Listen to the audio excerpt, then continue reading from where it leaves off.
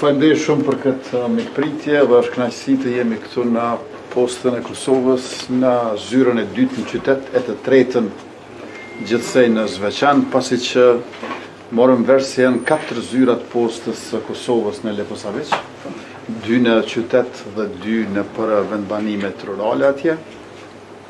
Dhe kjo në kuadër të 13 zyrave të postës Kosovës në 4 komunat veriore të vendit tonë.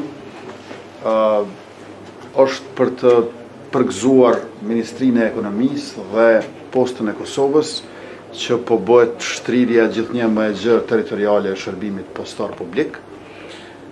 Dhe kjo po vjen pas një suksesi të përgjithshëm të performancës së postës Kosovës.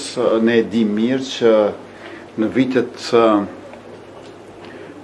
2016 deri në vitin 2021 ka pasur humbje të gjithëmbarshme, pra kumulative 9.3 milion euro, ndërka që vitin e kaluar e kemi mbyllur më në fund me fitim prej afër 260.000 euro.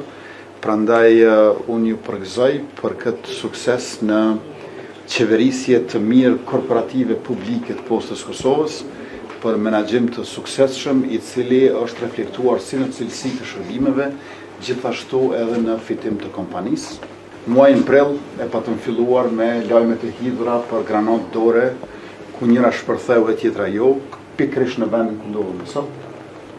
Por këtë vizitë në fund të muajit po e bëjmë në një situatë ku është e qartë për gjithë qytetarët se posta nuk është vend i granatave i bombave, po i letrave, po sullave, i mallrave, por çepesa edhe i dërgesave financiare që mund të merren në euro tash këtu në zyrën e postës Kosovës në Zveçan. Në këtë pjesë përgjithësi nga komunat veriore momentalisht ndodojnë ditore.